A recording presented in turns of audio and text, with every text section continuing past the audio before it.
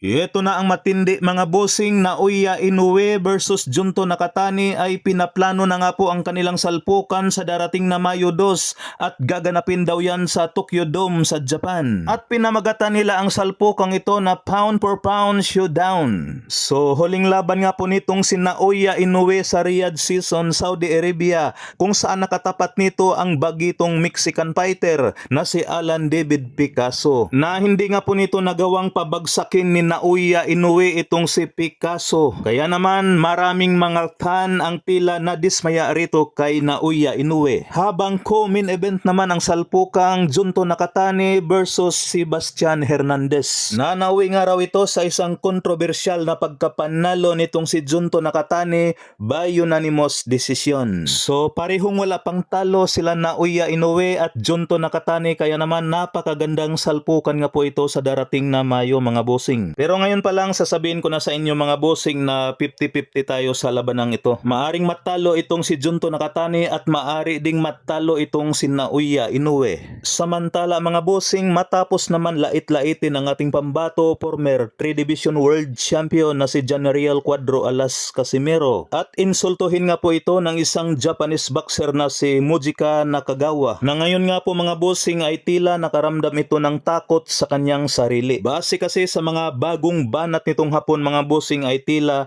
nire-respeto na nito si Cuadro Alas Casimero. Katunayan napasabi pa ito na I love you Casimero, o diba ang korne. So hindi naman ito pinapatulan ni Cuadro Alas Casimero mga bossing dahil alam nila pareho na iisa lang ang kanilang promoter at yan ay si Cookie Kameda.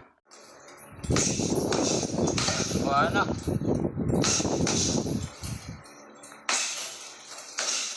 Lupa na mga pansimbag.